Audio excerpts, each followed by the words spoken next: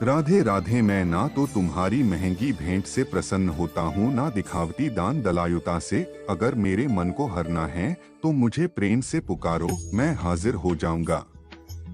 अवास्तविक चीजों को लेकर मन में कभी डर पैदा मत होने दो, वो वास्तविक नहीं है। वह ना तो कभी था और ना कभी होगा।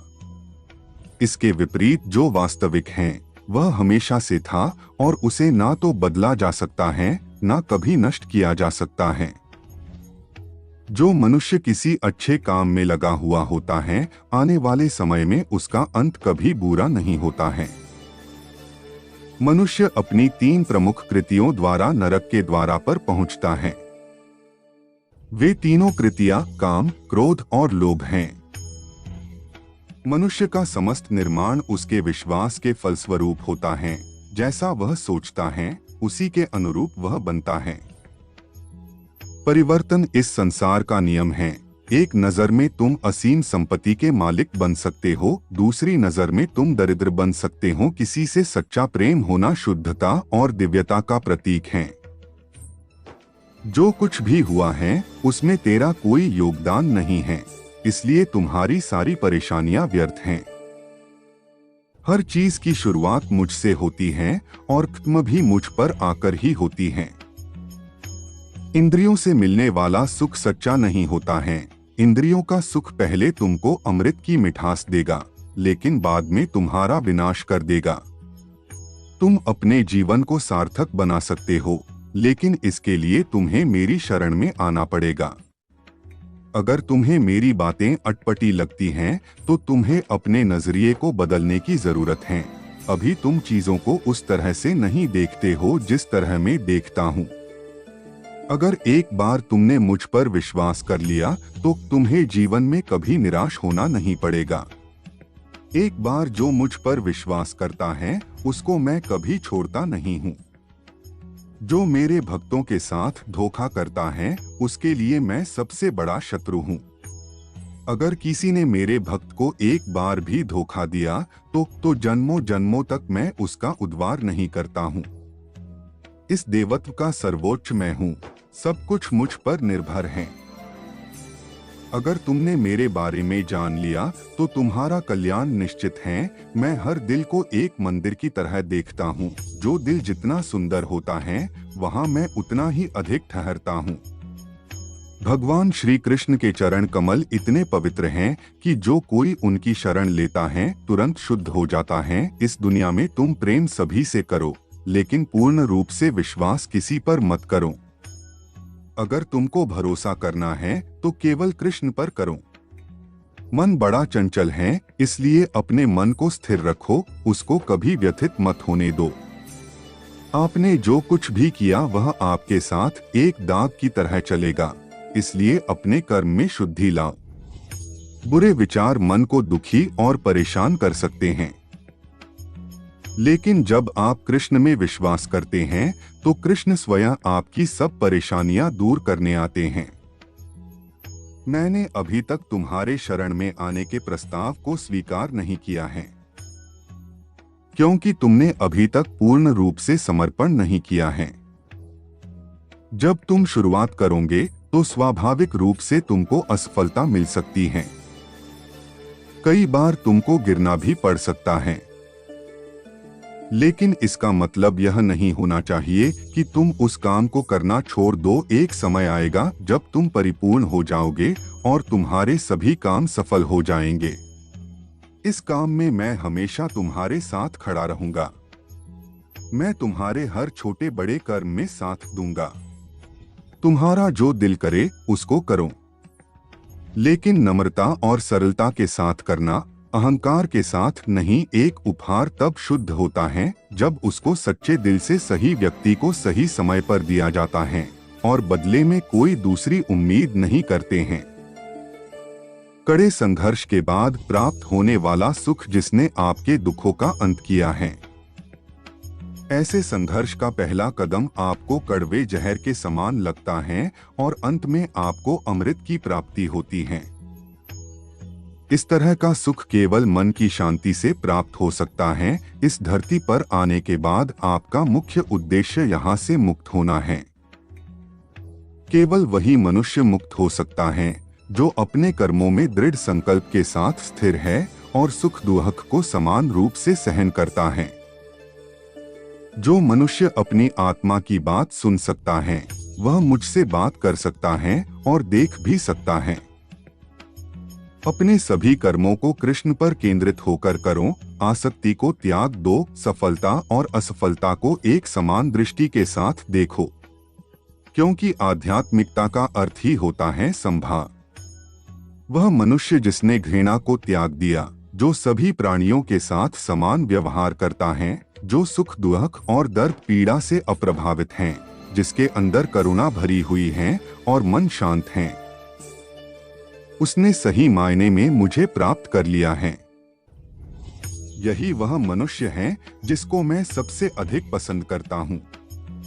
इस विशाल संसार में तुमको केवल कर्म करने की छूट है, इसके अतिरिक्त फल की इच्छा और स्वार्थ सब निरर्थक हैं। ये सोचकर कभी किसी काम की शुरुआत मत करो कि इसका तुमको कोई फल मिलेगा। बिना किसी लालसा के कर्म करो। जो आदमी मुझे हर चीज में देखता है और मेरे होने के एहसास को अनुभव करता है, वह मेरा सच्चा भक्त है। ऐसे भक्तों से मुझे प्रेम है। इंद्रियों का काम ही है भटकना। जब कोई मनुष्य अपना मन उनके पीछे छोड़ देता है तो समझ लीजिए कि उसने छेद वाली नाव में सवारी शुरू कर दी है, जिसका डूबना तय है। ऐसा कोई नहीं है जिसका सदियों से अस्तित्व है, और ना ही ऐसा कोई है जिसका सदियों बाद अस्तित्व रहेगा। यहाँ कुछ स्थायी नहीं है। वह सभी चमकदार वस्तुओं में प्रकाश के स्रोत के रूप में स्थित हैं।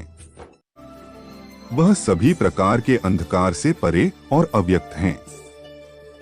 वह ज्ञान का विषय है और वही ज्ञान का लक्ष्य है। वह सबके हृदय में विराजमान है। श्रीमद् भगवद गीता, तुम उसी को देख पाते हो जो तुम हो, और तुम वही जो तुम देखते हो। मैं सभी के घरों में निवास करता हूँ। मेरी ऊर्जा सभी जगह समान रूप से वितरित है। जो मुझे पहचान लेता है उसको मैं भक्ति रस प्रदान करता रहता हूँ। मैं सर्वनाश कर सकता हूँ, मेरे रुकने की वजह मेरे भक्त हैं। जिस दिन मेरे सभी भक्त मर जाएंगे मैं सर्वनाश कर दूंगा। जो व्यक्ति अहंकार से मोहित होकर अपने कर्मों को अंजाम देता है, मैं उसके खिलाफ खड़ा होता हूँ। तुम हमेशा के लिए यहाँ रहने वाले नहीं हो, तुम्हारा जीवन बहुत सीमित है। जो मनुष्य यहाँ आता है वह अपनी क्षमता को तलाशने के लिए आगे बढ़ता है। ये गलत नहीं है अगर तुम निस्वार्थ भाव से अपनी गति करते हो। स्वभाव के द्वारा निर्धारित कर्तव्य का पालन करने से कोई पाप नहीं होता है। हम वास्तव में कभी दुनिया का सामना करते ही नहीं हैं। यहाँ रहकर हम जो भी अनुभव करते हैं वे हमारी इंद्रियां हैं। तुम केवल अपने कर्म पर नियंत्रण कर सकते हैं। तुम्हारे कर्म के परिणाम का तुम दावा नहीं कर सकते। हारने का डर, असफलता का भय, कर्मों के साथ भावना जोड़ना सफलता की सबसे बड़ी बाधा है। ये विचार मन को अस्थिर कर आपकी क्षमता को लूटता है। स्वार्थ से जुड़े कर्म आपको दुनिया में कैद करते हैं। व्यक्तिगत लाभ के बारे में नहीं सोचे और निस्वार्थ भाव से काम करें। अपनी इच्छा शक्ति से खुद को नया आकर दो। अपने आप को कभी स्वेच्छा से नीचा मत होने दो। बुद्धिमानी तुम्हारी चेतना को एकीकृत करती है और कर्म के फल के प्रति आसक्ति को त्यागने में मदद करती है।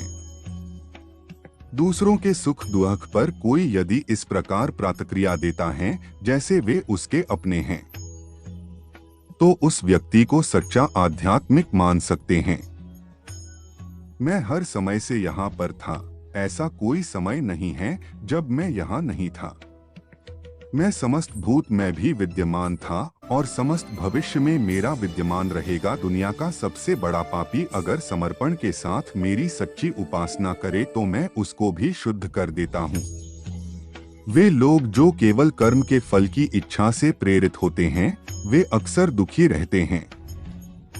जब किसी की चेतना एक हो जाती है तो उसकी सारी व्यर्थ चिंताएं पीछे छूट जाती हैं। फिर उसको किसी वजह की चिंता नहीं होती है। चाहे चीजें अच्छी हो या बुरी, वह सदा एक सा रहता है। जो लोग अपनी आत्मा से भली भांति परिचित है, वे इंद्रियों पर पूरी तरह से नियंत्रण रखते हैं। अपने भूत की घटनाओं पर चिंतित होना व्यर्थ है। तुम ना तो अपने भूत को बदल सकते हो, ना अपने भविष्य की कल्पना कर सकते हो। तुम केवल चिंतित हो सकते हो, जो पूरी तरह से अर्थहीन है। मन को शिक्षित कर मनुष्य अपने सोचने के तरीके बदल सकता है और कोई भी कदम उठाना सीख सकता है। यह योग का केंद्रित सिद्धांत है। संसार में जीवित रहने के लिए कर्म करते रहना चाहिए। अपने कर्तव्यों से दूर रहकर कर्म से बचने की कोशिश नहीं करनी चाहिए। जो सुना है उस पर विश्वास मत करो। कुछ लोग अपने विवेक से मुझे अपना बनाते हैं, कुछ लोग ज्ञान से, कुछ लोग कर्म से, कुछ योग से। तुम मुझे किस रूप में प्राप्त करना चाहते हो, ये पूरी तरह तुम्हारे ऊपर है। तुम मुझे जिस रूप में बुलाओगे, मैं उस रूप में हाजिर हो जाऊंगा। तुम मेरे प्रति सदा चौकस रहो, मेरी उपासना करो, अपने हर एक काम के लिए मेरा स्मरण करो। मैं वादा करता हूँ तुम मेरे प्रिय बने रहोगे।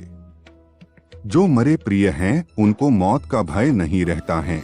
मौत उनके लिए मात्र पुराने वस्त्र उतारने के बराबर है। इस दुनिया का आकर प्रत्येक मनुष्य के लिए अलग अलग है। मनुष्य अपने सोच और कर्म से इस दुनिया का आकर निर्धारित करता है। अपरिपक्व लोग सोचते कि ज्ञान और कर्म अलग अलग हैं, लेकिन बुद्धिमान उन्हें एक ही मानते हैं। मनुष्य अपने कर्म ज्ञान के अनुसार ही करता है। मृत्यु के समय आत्मा केवल देह को त्यागती है, अपना अस्तित्व नहीं। इसलिए मृत्यु को लेकर कोई भय पैदा मत करो। गीता का सार यह है कि प्रत्येक प्राणी में विराजित ईश्वर को देखो और उसके अनुसार अपने कर्म करो। गीता कोई आज्ञा की पुस्तक नहीं है, बल्कि विकल्पों की पुस्तक है। जब मनुष्य सांसारिक विषयों के बारे में सोचता है तो आसक्ति आ जाती है। आसक्ति से इच्छा उत्पन्न होती है, इच्छा से वासना उत्पन्न होती है, वासना से क्रोध के बादल उमड़ पड़ते हैं। इसलिए ध्यान को सांसारिक विषयों से हटाकर कृष्ण में लगाओ। एक बुद्धिमान और मूर्ख के बीच केवल सोच का फर्क होता है। जिसका कर्म सात्विक है, उसका निर्णय बेहतर होगा और वह मनुष्य परिणाम को लेकर भावनाओं में नहीं उलझता है। केवल इच्छाओं को वश में करने से काम नहीं चलेगा। स्वामित्व और अहंकार को भी वश में करना होगा। सात्विक व्यक्ति ऊर्जा से भरा होता है। उसका मन शांत, साधन संपन्न, दयालु और निस्वार्थ और जागरूक होता है। जो बिना मेहनत के बहुत कुछ हासिल कर लेता है, एक समय वह सबसे बड़ा पंगु बन जाता है। मनुष्य भाग्य को अपने हाथ में ले सकता है, वह अपने कर्म के प्रति जिम्मेदार है।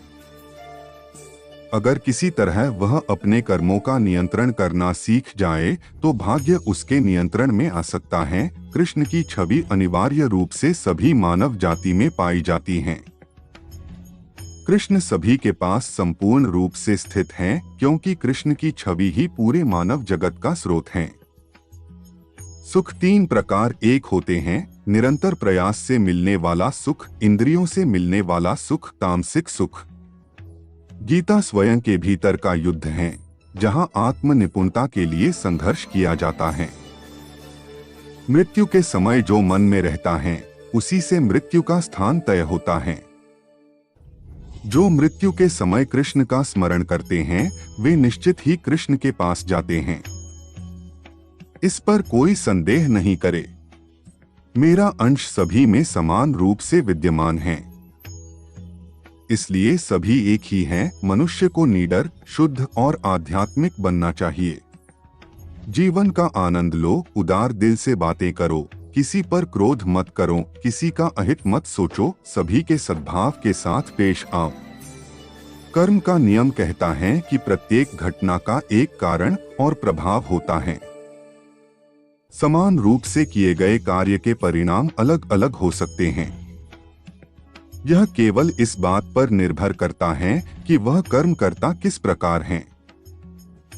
जब मन लगता दौड़ता रहता है और इंद्रियां भटकती रहती हैं, तो ज्ञान हवा की तरह दूर भाग जाता है और एक जहाज की तरह उड़ जाता है। तुम्हारी अधूरी इच्छाएं तुम्हारी खुशी को मार देती हैं। इसलिए इच्छाओं की कमी एक खुशी की कुंजी है।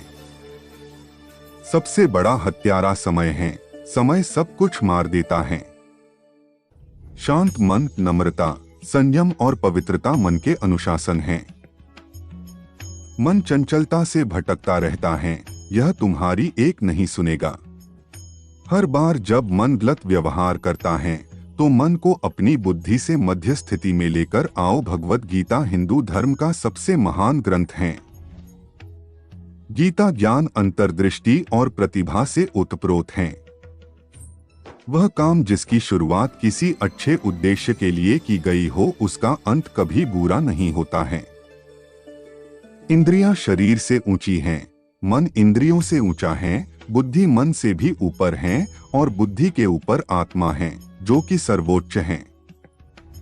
जो मनुष्य आत्मा को जान लेता है वह सब कुछ जान लेता है। जिस प्रकार आग एक लकड़ी को जलाकर राख कर देती है, उसी प्रकार आत्मज्ञान आपके अंदर चलने वाले सभी द्वैत कार्यों को भस्म कर आपको आंतरिक शांति प्रदान करता है। जो मनुष्य शुद्ध हृदय से भक्ति अर्पित करता है, मैं उसको खुशी खुशी स्वीकार कर लेता हूँ। जो व्यक्ति नफरत के बदले प्यार लौटाता है, वह सबसे बड़ा बहादुर और साहसी है। एक ही समय में मन में दो विचारों को लेकर चलने वालों के लिए कोई सुख का मार्ग नहीं है। जो सदा संदेह करता है, उसका इस संसार में होना सार्थक नहीं है। थोड़ा थोड़ा करके, धैर्य और बार बार प्रयास से आप अपने मन को नियंत्रित कर सकते हैं। डर वास्तविक नहीं है, क्योंकि डर की कोई वजह नहीं होती है। जिसको तुमने वजह मान लिया वह निरर्थक है। मनुष्य स्वयं अपना मित्र है और शत्रु भी स्वयं ही है। प्रयास कभी बेकार नहीं जाता है, न कभी असफलता होती है। एक छोटा कदम भी इंसान को आध्यात्मिकता के मार्ग पर आगे बढ़ाता है। कृष्ण ज्ञान है, केवल वही ज्ञान की वस्तु है और वही ज्ञान का लक्ष्य है। शांत मन से मौन होकर कुछ क्षणों के लिए आपको कृष्ण की आंखों में देखना होगा। जब एक बार कृष्ण की आंखें आपको अंदर खींच लेगी तो आप बाहर नहीं आ सकते हैं। एक बार में कृष्ण के सामने आत्मसमर्पण संभव नहीं है। आपको हमेशा थोड़ी और अधिक सेवा करनी होगी। इस तरह से आप धीरे धीरे उनके चरण कमलों में समर्पित हो जाएंगे। जब तक कोई कृष्ण की भक्ति में नहीं लगता है, उसको असली खुशी प्राप्त नहीं हो सकती है। जब जब तुमको लगे कि दुनिया ने तुमको ठुकराया है, तुम मेरी शरण में चले आना। मैं हमेशा भक्तों के इंतजार में रहता हूँ। जो मनुष्य मुझे अजन्मा, अनादि और समस्त लोकों के परमेश्वर के रूप में जानता है, वह मनुष्यों के बीच रहकर भी सब पापों से मुक्त हो जाता है। भगवान श्री कृष्ण प्रेम के परम अवतार हैं, जो सर्वश्रेष्ठ हैं। मैं तुम्हारे 100 अपशब्द सुनने के लिए तैयार हूँ, लेकिन अगर तुमने मेरे मासूम भक्तों के साथ खिलवाड़ किया तो तुमको कभी माफ नहीं करूँगा। आप केवल कृष्ण पर भरोसा कर लो। अंत में कृष्ण निश्चित रूप से सब कुछ हल कर देंगे, इस तरह जैसे आपने कल्पना भी नहीं की होगी। बिना किसी वजह कृष्ण के बारे में सोचो, आपका हृदय स्वाभाविक रूप से शांत हो जाएगा। कृष्ण की सेवा करने के अलावा आपको ब्रह्मांड में सभी खुशी और प्यार देना चाहिए। अपनी माँ की सेवा कीजिए। माँ परमेश्वर के प्रेम की प्रतिमूर्ति हैं। तुम सब कुछ त्याग कर मेरे सामने समर्पण कर दो, मैं तुम्हें सभी पापों से मुक्त कर दूंगा। जो मनुष्य इस दुनिया में क्रोध और इच्छाओं का सामना करने के लिए सक्षम रहता है, वह अपना शरीर त्यागने से पहले योगी है। वही सच्चा सुखी इंसान है। तुम केवल मुझे जान लो, तुम्हें कई जन्मों का सच्चा ज्ञान प्राप्त हो जाएगा। मैं हमेशा तुम्हारी सहायता के लिए खड़ा रहता हूँ। लेकिन जब तक तुम मुझको पुकारोगे नहीं, मैं तुम्हारी सहायता नहीं करूंगा।